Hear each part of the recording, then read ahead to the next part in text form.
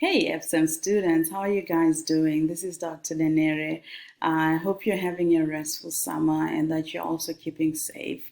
So this is me and my daughter. She's currently taking a nap. So I just thought, well, let me just check on you guys and find out how you're doing. But usually it's just a whole lot of stuff that we're up to with her. She's just a lot of energy, and I truly enjoy that, which is kind of keeping me sane during this crazy months and period that we're in. Something to just focus on, something that makes me smile. And so I hope you're having a great time with family, with friends, even with the social distancing and all. This is the first summer in a long while that I've spent in the US. I usually travel to the southern hemisphere, my home country in Zimbabwe, where I would spend time with my parents, my husband, and just family over the summer. And so I hadn't really spent summer here in a long while. I usually go to Zimbabwe, like I said, and it's winter time over there, which is usually not a very crazy winter like what we have here, but a milder winter, which I so prefer.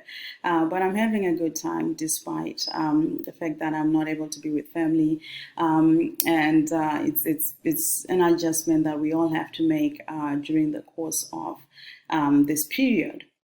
So I wanted to talk a little bit about numbers rule your world and what you guys can expect in the course. So this course is centered around the book of the same title, Numbers Rule Your World by Kaiser Fang. And it has like 5 major topics that we are going to be discussing. And so we're going to read through the material, talk about the content, explore some of the things using simulators, modeling techniques, analyzing some data. And so really the focus of this course is looking at how probability and statistics influence our everyday life. So it's really things that are relatable or mostly relatable, right? Things like taking SATs, things like standing in queues and making decisions and things like that. Okay, so we'll get into the nitty-gritty of each of these as we discuss the materials later on. So I just want to talk maybe about one such topic, queuing theory, something that we are all familiar with, maybe not so much in the current situation that we are social distancing and all. We're not standing so close to each other, and queues are something that we're not seeing, but just the theory behind it, right? When you go to Walmart, how do you decide which queue is fastest?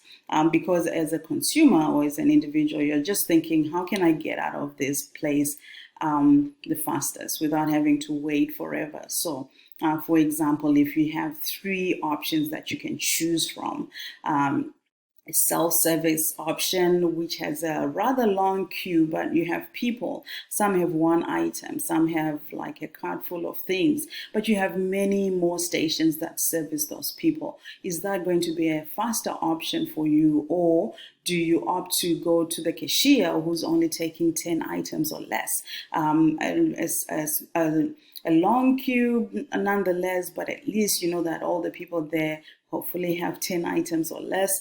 Or do you go to the cashier who has only 3 people, but those 3 people have tons of grocery?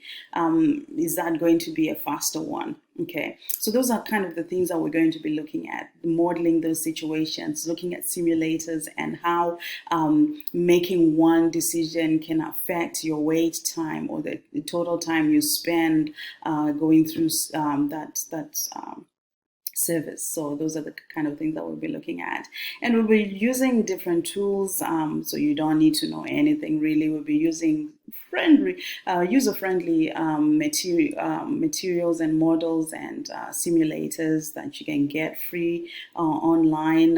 For the most part, we're going to be using NetLogo, which is one of the tools that I want to introduce during the course of the semester. And here I'm just showing you a screenshot of a virus simulation, which is something that we can relate to right now and something that we'll also explore during the course of the semester. One of the topics looks at modeling, and so we're going to look at different disease models. This one being prime example where we're just looking at a simple situation where we have a set population, a confined population of people, 150, and we're looking at what happens when the infectiousness increases or decreases. We have a chance to recover and so forth. And so we'll be simulating this and just monitoring things like how many people are sick, how many people are healthy but are still susceptible to the disease, how many people have been affected by the disease but are now immune, okay?